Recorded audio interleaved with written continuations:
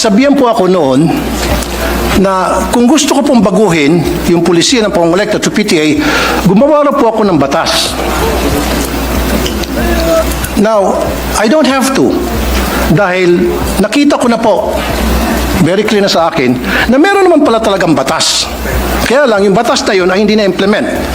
Republic Act 4206 noong 1965 na inakyan, which prohibits collection and even voluntary or otherwise from elementary schools sa public schools except for Red Cross, except for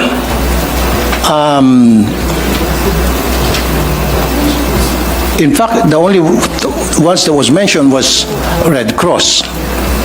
Now, noong 1969, RA 5546 was enacted para ma-amend yung 4206.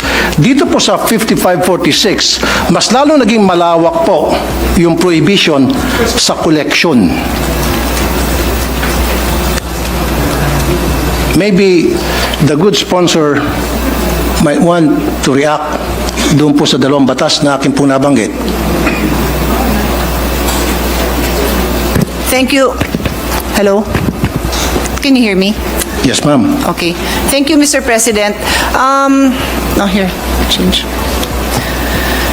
Mr. President, the concern of the gentleman was raised during the hearing, and the Vice President Secretary of DepEd responded by mentioning Department Order number 49 series of 2022, which is a no fee, no collection policy. Tama ba yan?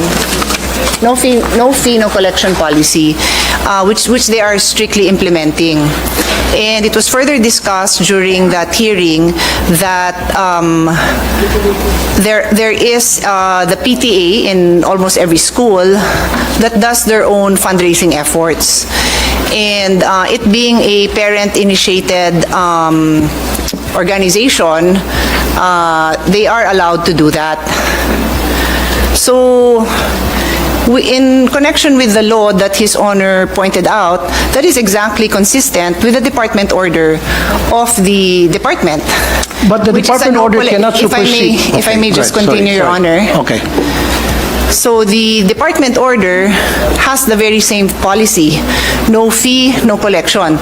The department and all their subordinates, meaning the teachers, are not allowed to initiate or to tolerate these collection efforts. But this does not prevent the parents from having their own fundraising. This system has been practiced for decades. Ayan, finally lumakas. This system has been practiced for decades, and it has been a private initiative of the parents that has allowed many projects to see the light. No, anything from gate, fencing, gardening, events. It's a PTA initiative, and I think that's why it was mentioned that if there is a desire to change that policy, there must be a law, because currently the DepEd order is consistent with the existing law mentioned by His Honor. Okay, Mr. President, may I ask the good sponsor kung sabihin niya sa akin yung bang department order na yon at saan po doon sa dalawang batas na binanggit ko, RA 4206 and RA 5546, alin doon na nagsasabing pinapayagan na mangolekta ang mga eskwelahan o mga magulang para sa kontribusyon sa eskwelahan. Can you please show it to me? Yes, the school.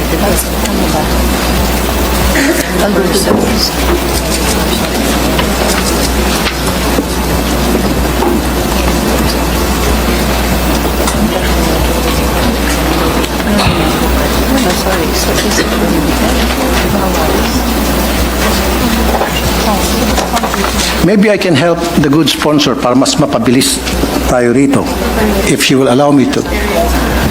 Your Honor, if His Honor can, Mr. President, if His Honor can give me a minute to just review, and then I will be happy to yield the floor, of course, anytime. Sure, session suspended for me. Ang point ko lamang po dito, Mr. President, Your Honor, Madam, mag-implement na tayo ng policy. Meron tayong law, then dapat it's up to the executive para ma-implement itong law. Because the last time I was informed na gumawa ako ng batas para ma-implement na raw, mag-implement ng batas.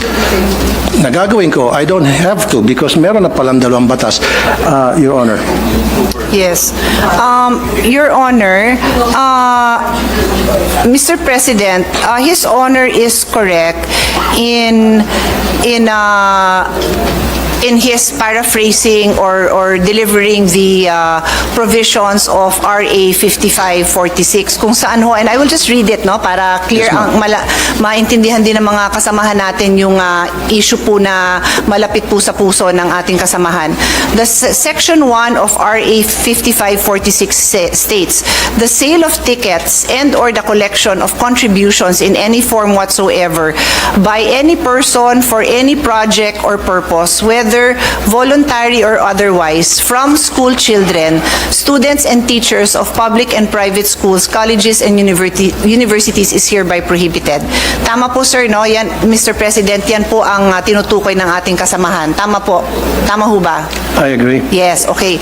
So, nung ako ho nakikipagdiskusyon sa DepEd, aware po sila dito na bawal talaga ang collections of contributions in any form from school children, students, and teachers. And that is why in their Department Order number 49 series of 2022, known as the Promotion of Professionalism in the Implementation and Delivery of Basic Education Programs and Services, prohibits DepEd officials and employees from seeking contribution, support, solicitation of any kind or any kind of intervention from non-DepEd entities. It goes on to say, likewise, the department implements a no-fee collection policy wherein no fees shall be collected from learners in kindergarten up to grade 4, while fees on certain memberships may be collected from learners in grade 5 and above, strictly on a voluntary basis, i.e.g. Boys and Girl Scouts, Philippine National Red Cross, Parent-Teachers Associations. So ito po yata, sir, ang implementing order na hinahanap nyo, Mr. President. Is His Honor, do I respond to His Honor's question by pointing out this DepEd order number 49? Thank you, Mr. President, Your Honor. Pero can a department order supersedes a Republic Act? Mr. President, in my humble legal opinion, this department order is consistent with the law. But I am very open to hear His Honor's concerns kung meron dito sa department order na inconsistent, kasi isa po ako sa naniniwala na hindi talaga dapat nagsusupersede ang Correct. isang department order. We are one with that, and Thank you. I let the record show that the minority floor leader is nodding his head because for more than a decade, magkakasama kami always reviewing this department orders. Hindi ho tayo Okay. nagtotolerate na nag-e-exceed. Exactly. So, nagkakaisa po tayo dyan, Mr. President. Silipin ko na lang, RA 5546. Pero dito po sa RA 5546, Mr. President, Your Honor, Madam, totally pinagbabawal ang any form of collections, voluntary or otherwise, except Red Cross, Girl Scout, Boy Scout, and then donors for the support of Barrio High School. And I have a definition of Barrio High School with me. Never did this RA mention about PTA. Yes, Your Honor, we noted that the mention of PTA is now in that department order.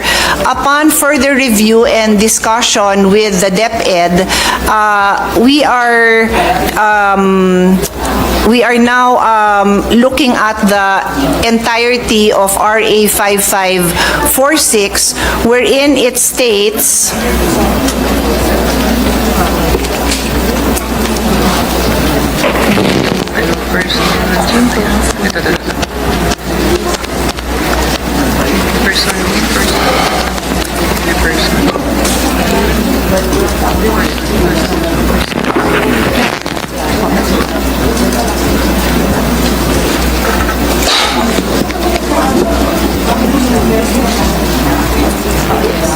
yes. Oh, yun pala. Yes.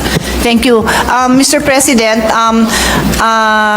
when we look at RA 5546, Section 1, and I will read it again, the sale of tickets and or the collection of contributions in any form whatsoever by any person for any project or purpose, whether voluntary or otherwise, from 1, school children, 2, students, and 3, teachers are hereby prohibited.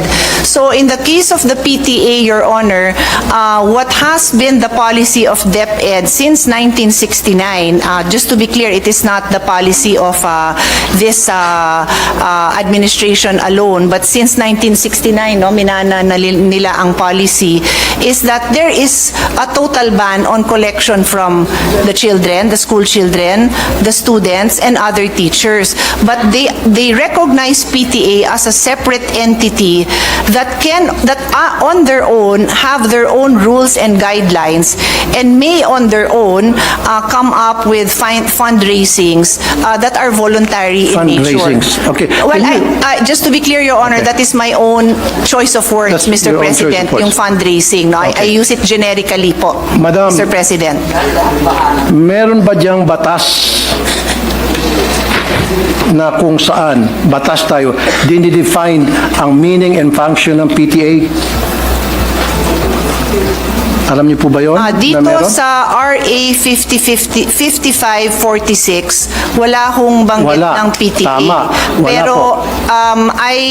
I will ask DepEd if there are No, any don't other... ask DepEd. Ako You nang don't bahala. need to know. Okay. Ako nang bahala. Yes, Mr. President. PD 603, December 10, 1974, dinefine ang meaning ng PTA.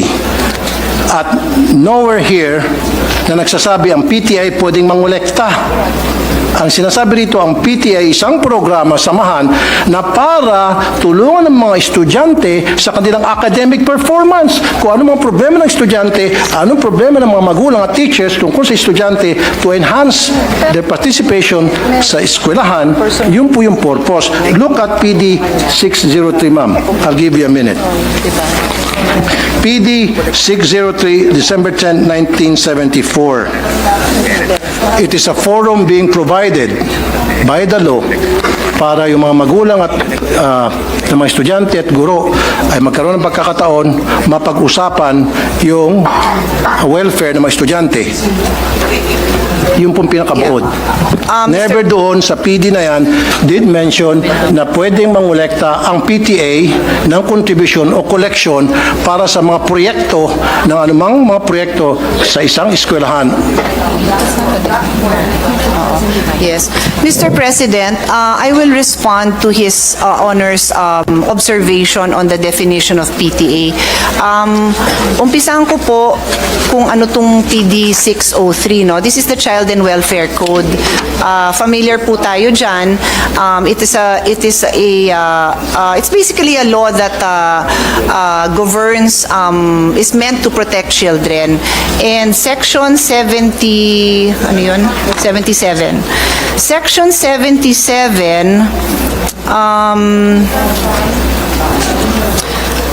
just to be clear, malawak ho itong batas na ito kasi ito din ho ang naging foundation ng Foster Care Act na naging basis ng mga amendments natin on foster care law. So it's a very general law, quite detailed, no, in various ways of protecting children. So there is a section on home and school, Chapter 2 po ito. And Article 77, as His Honor correctly points out, mentions Parent-Teachers Association. Association. It states every elementary and secondary school shall organize a parent-teacher association for the purpose of providing a forum for the discussion of problems and their solutions relating to the total school program and for ensuring the full cooperation of parents in the efficient implementation of such programs. All parents who have children enrolled in a school are encouraged to be active members of its PTA and to comply with whatever obligation and responsibility such membership entails. Parent-teacher associations all over the country shall aid the municipal and the local authorities and school officials in the enforcement of juvenile delinquent control measures and in the implementation of programs and activities to promote child welfare. Mr. President, in response to His Honor's concern or conclusion that the Parent Teachers Association do not have the authority to collect. Tama ho, no, sir? Mr. President, that is the question, no? That the Parent Teacher Association, by definition here in PD 603, do not have the authority to collect. That is the question, Let me correct? rephrase what I said. Mr. President, Your Honor, I want a clear definition in our law that states that the PTA is allowed to collect contributions, voluntary or otherwise. Saan po sa ating konstitusyon, saan po sa ating batas. Yun po gusto ko para maging malinaw po sa atin lahat. Yes, Dapat po understood. nandito, meron po ba? In fact, ang nakita ko lamang pong definition ng PTA, which is, sabi mo, very vague, general, is PD 603, pinakamalapit. However, din sa PD 603, hindi po sinasabi na ang PTA ay binuo para mangolekta sa mga estudyante ang mga eskwelahan. Mr. President, Your Honor, Madam.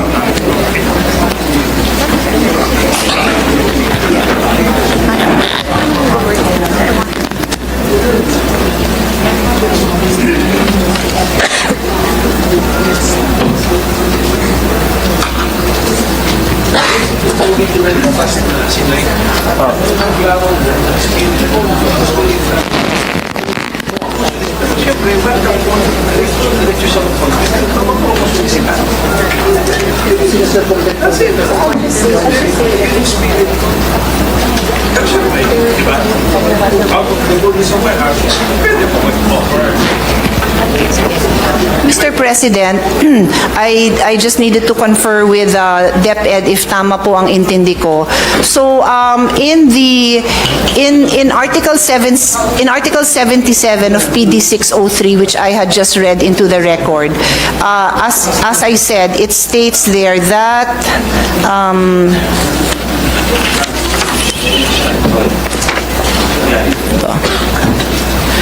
that every elementary school shall organize ito nga hong PTA relating to the total school program to ensure full cooperation of parents in the efficient implementation of such programs to address they are meant to create a forum to address the problems and the solutions. So the practice of DepEd has been to support to allow the PTA to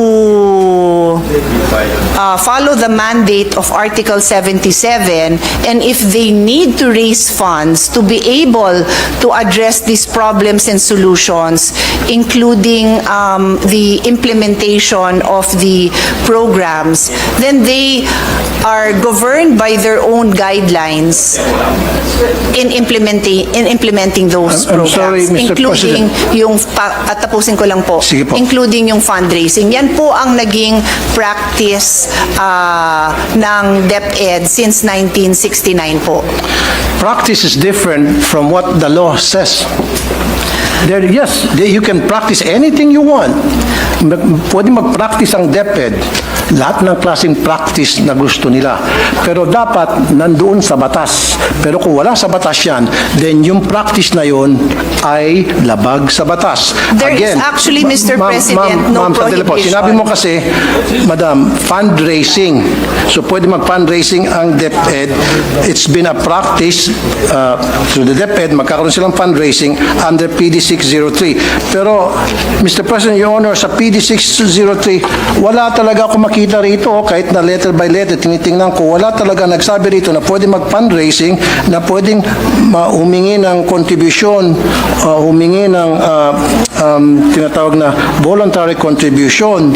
Wala talaga. So it seems to me na yung DepEd ay gumagawa-gawa ng sarili nila ng guidelines sa isang batas. Gumagawa sila ng sarili nilang IRR. Mr. President, I'll go back to what the Republic Act states. It prohibits collection and contribution from students. And so the policy of DepEd has been to allow the PTAs to follow their own guidelines wherein contributions among the parents are allowed. So to be clear, just to be clear, Mr. President, importante po na maliwanag yung pagsagot ko sa napakamahalagang tanong ng ating kasamahan. Bawal talaga ang pagkolekta sa estudyante, and that is being honored by DepEd. In other words, hindi pwedeng maglabas ang DepEd, ang principal, ang teacher ng request or request for contribution na ibinibigay sa estudyante. Bawal po talaga yun. Bawal. But, so kung bawal po, bakit po correct. nangongolekta pa rin sila sa mga estudyante, especially po sa mga Mr. hirap? President, I would like to clarify, never po sila nangongolekta sa estudyante. Wala po silang collection sa estudyante. Ang meron, so that we can I beg to identify disagree. the issue. I No, the beg issue, to disagree, ma'am. Ito po, lahat ng mga nagsumbong sa akin. sir, the These issue, I don't These are the list of parents na nagsumbong sa akin, iba't ibang eskwelahan sa buong Pilipinas, na kung saan sila po ay sa pilitang kinukolektahan ng mga electric fan at kung ano pang mga gamit sa eskwelahan, na meron man pong budget sa MOE ang DepEd for those things. Yes. Mr. President, first of all, may I request that that list is Yes. submitted I'll be so more than that happy to we give it to can you. give it to DepEd kasi I believe they have committed in the hearing pa lang na any violation po, iimbestigahan naman po nila. They made that commitment po. The only item left for the discussion on the floor right now is yung authority mismo ng PTA. So any direct contribution o collection sa estudyante, talaga hong iimbestigahan nila. So tama ang pagkaintindi ko, Mr. President, sa issue is, so si PTA ba pwedeng mangolekta? And ang sinasabi po sa atin ng DepEd, the policy since 1969 has been to recognize the PTA's authority to decide among themselves. They have their own rules, they have their own guidelines to do their fundraising, that is a generic term that I'm using, among the parents. Hindi to sa bata, hindi apektado yung pagpasok ng bata, hindi apektado ang grade ng bata. Bakit ginagawa ng parents yon? Kasi kulang ang pondo. Yung sinabi ng ating kasamahan na nasa MOOE yan, meron yan pambili ng electric fan, dagdag ko na rin doon, ano yung mga kakulangan, di ba? Yung pagpaganda ng garden, driveway, entrance, kung ano pa man. Lahat naman po yan nilalagyan ng MOOE. Pero if I may call the attention of our chairman, talaga naman wala na ho tayo, nagbibigay ho tayo ng maraming pondo, but hindi ho talaga nakokompleto, no? In fact, ako na magsasabi, because baka may magtanong, yung mga repairs, no? Pagpalagay mo ng may electric fan dun sa loob ng classroom, o di kaya yung picture na pinakita ni Senator Bongo, medyo bumagsak yung kisame, lahat po yun falls under repairs of basic facilities. Pero natanggalan po yan ng pondo, na ilipat po sa ibang pondo yan, hindi ho ng Senado. So may mga issue pong ganyan. I think I want to assure our colleague that hanggat makakaya, sinusuportahan ng ating chairman yung ating recommendation to increase the MOOE. So that basic principle, I think everyone in the Senate supports his honor, na mapondohan sana ng lahat na yan.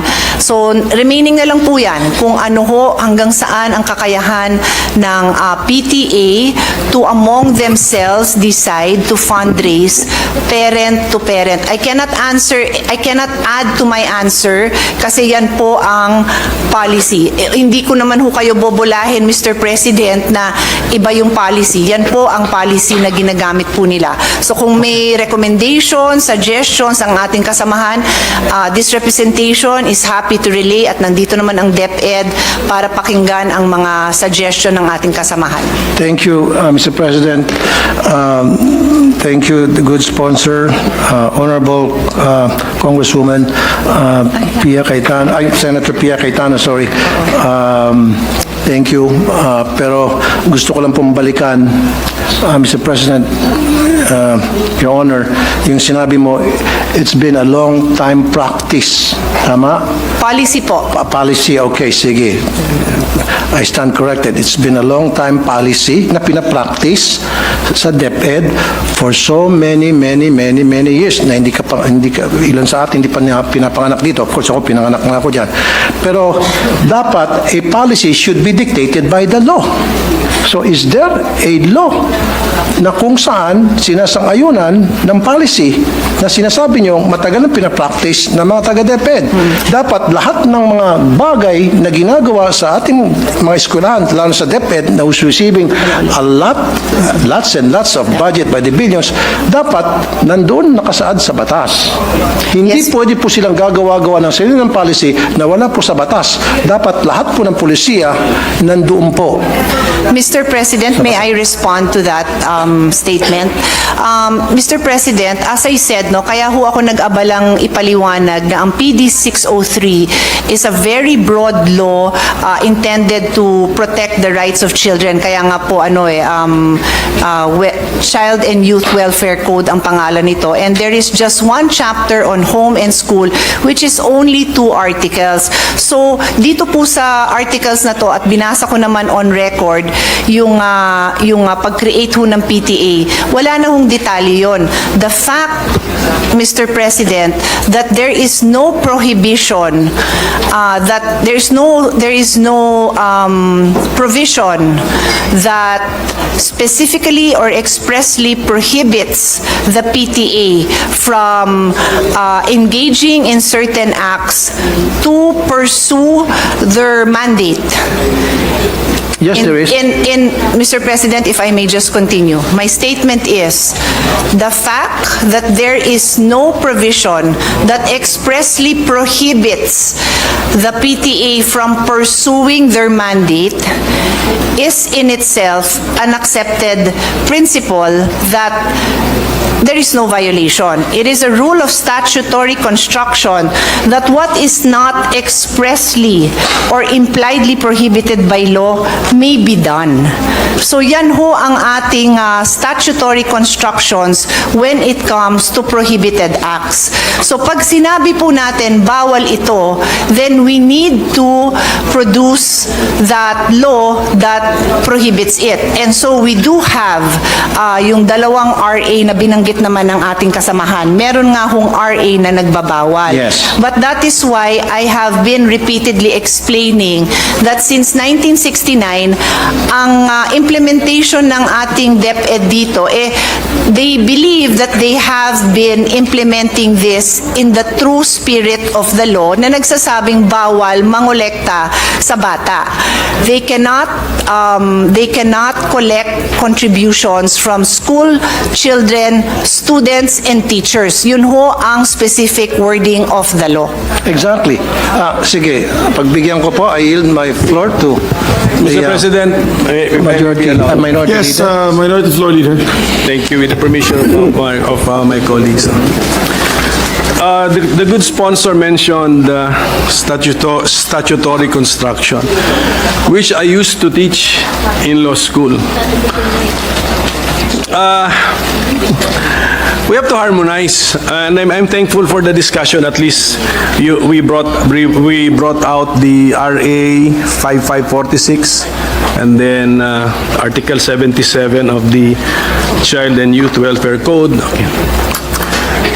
To kung makikita po natin, yung RA, bawal mangolekta sa bata. Okay.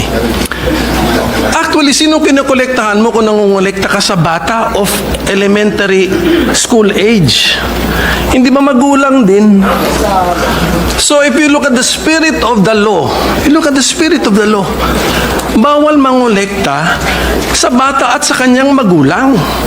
Ang proviso sa dulo, kung out of the goodness of the heart of the parent, willingly, without any prompting or solicitation, magdodonate siya sa school, hindi bawal yun. Okay. And then, if you look at Article 77, shall organize the PTA, in-enumerate ngayon yung purpose ng PTA. Wala po dun because it should solicit funds to financially help the school. Wala rin po dun sa Article 77 yun. So if we harmonize the two provisions, not only looking at the letter but also looking at the spirit, I would tend to agree with the point of our interpellator, Senator Tulfo, na bawal. And if there is a department order na may interpret na pwede for the PTA to prompt or solicit or to ask contributions from the parents, let's review this department order because in my humble opinion, it violates the law, Mr. President. So thank you for the time, sir. Thank you, Minority Leader.